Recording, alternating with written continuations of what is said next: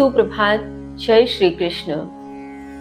सत, रज और तम तीनों गुणों की प्रकृति को जानते हुए, इनके भोगों के अनुरूप परिणाम को समझते हुए हम आ पहुंचे हैं उस बिंदु पर जहां श्री कृष्ण अर्जुन को समझाते हैं कि जब कोई भी जीव, कोई भी मनुष्य इन तीनों गुणों को लांघ जाता है तो वह जन्म मृत्यु के बंधन से मुक्त हो जाता है।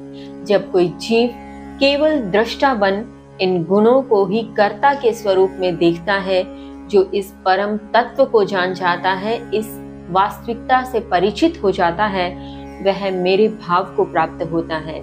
और इस प्रकार से वह जीव इन तीनों गुणों को पार करता हुआ, इन तीनों गुणों को लांघता हुआ जन्म, मृत्यु, वृद्धावस्था अथवा किसी भी दुखद परिस्थिति से प्रभावित नहीं होता, जब तक वह आत्म तत्व जो यह जानता है कि कर्ता वह स्वयं नहीं है, यही गुण और प्रकृति का संयोग ही कर्ता स्वरूप में कर्म उससे करवाता है, तो वह जीव इस देह के रहने तक किसी भी स्थिति से प्रभावित नहीं होता। और इस देह के अंत में जब वह इस शरीर को त्यागता है, तब वह जन्म मृत्यु के सभी बंधनों से मुक्त होता हुआ मेरे ही तत्व को प्राप्त कर मुझी में समा जाता है। वह मेरे ही भाव को प्राप्त हो जाता है और चक्र के बंधन से मुक्त हो जाता है।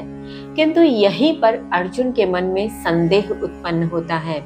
अब पुनः अर्जुन श्री कृष्ण से प्रश्न करते हैं। क्या प्रश्न करते हैं, आइए जाने। श्लोक संख्या 21। अर्जुन उवाच। कैहि लिंगे त्रीन् गुणान् एतानतीतो भवति प्रभो, किम् आचारः कथं च एतान् त्रीन् गुणान् अतिवर्तते, त्रीन् गुणान् अतिवर्तते। अर्जुन कहते हैं, हे प्रभु, इन तीनों गुणों से अतीत अर्थात लांघा हुआ किन लक्षणों से युक्त होता है, कैसा आचरण होता है, और इन तीन गुणों से अतीत कैसे होता है। भावार्थ, यहाँ अर्जुन अब श्री कृष्ण से प्रश्न करते हैं कि हे कृष्ण, आप कह तो रहे हैं कि इन तीनों गुणों से जो अतीत हो जाता है, जो गुणातीत है, अर्थात जिसने इन तीनों गुणों को लांघ लिया है, वह जन्म चक्र के बंधन से मुक्त हो जाता है और इस देह के रहते हुए भी स्वयं को नहीं, गुणों को ही कर्ता मान केवल दृष्टा की भूमिका में रहता है।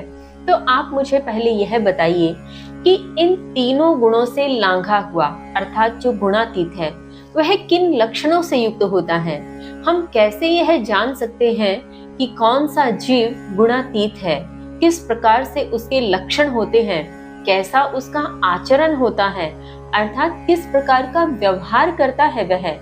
और अगर ऐसा होता ही है तो फिर कृपा करें यह भी बताने की कि इन तीनों गुणों से अतीत कैसे हुआ जा सकता है, क्या करना चाहिए कि इन तीनों गुणों को लांघ जाएं और समभाग की स्थिति में आ जाएं।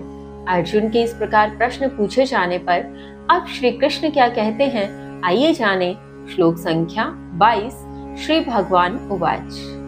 प्रकाशं च प्रवृत्तिं च मोहमेव च पाण्डव, न द्वेष्टि सम्प्रवृत्तानि न निवृत्तानि काङ्क्षति, न निवृत्तानि काङ्क्षति।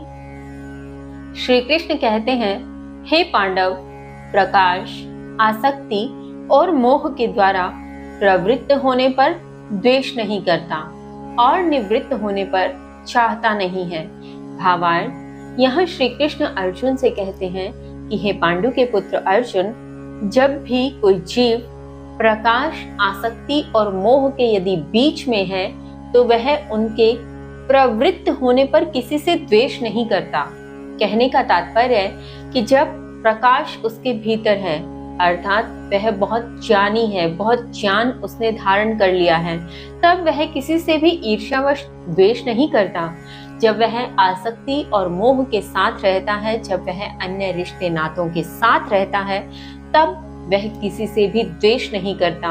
और यदि इन सब की निवृत्ति हो जाए, जब उसके पास ज्ञान भी न हो, आसक्ति व मोह भी न हो, तब वह इन्हें चाहता भी नहीं है। कहने का तात्पर्य यही है कि यदि यह सब उसके पास है तो वह किसी से द्वेष नहीं कर रहा, और यदि यह सब उसके पास नहीं है तो वह उसकी इच्छा भी नहीं कर रहा, आकांक्षा भी नहीं कर रहा, केवल स्वयं को समभाव में बनाए हुए है। इन्हीं लक्षणों में आगे श्री कृष्ण इस श्रृंखला में क्या बताते हैं, जानेंगे कल। तब तक के लिए जय श्री कृष्ण।